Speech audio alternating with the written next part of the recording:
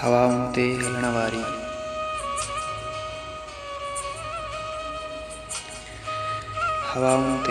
वारी असीं तोसां मुखातिब आहियूं। मञियोसीं सभु हवाऊं ऐं सॼो पाणी बि कींजर जो। करन सजदा पिया तोखे, मगर हिकु अजनबी माण्हू वतन में बेवतन वांगुरु तव्हांजी सार जी तस्बीह पयो सालनि खां सोरे थो। चवण कुझु ईअं चाहे थो, ख़ुदाउनि ते खिलण वारी असीं तोसां मुखातिब आहियूं। असां तोसां मुखातिब हूं, असां पंहिंजे अंदर में अव्हांजो अक्स ठाहियो आहे। अव्हांजो अक्स ठाहियो आहे, असां ठाहियो ख़ुदा आहे या कोई शख़्स ठाहियो आहे। ख़बर बि का बि कान्हे का, ख़बर बसि एतिरी आहे।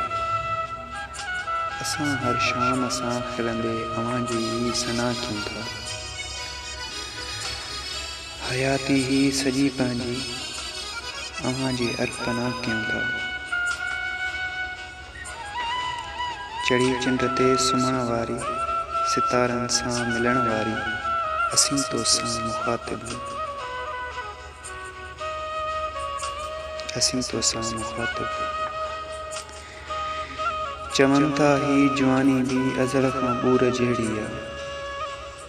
हा, चवनि था ही जवानी बि अज़ल खां ॿूर जहिड़ी आहे। वक़्त जे तूफ़ाननि में छणी बसि ख़ाक थियणी आहे, मगर हिकु प्यार आहे जो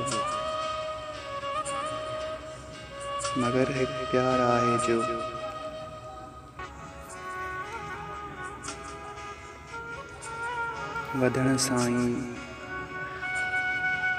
वधी वेंदो। मगर हिकु प्यार आहे जो वधण सां बि वधी वेंदो।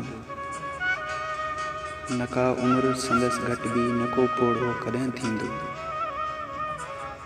असां ताईं प्यार जो नियापो अव्हां ताईं उमाणियूं था।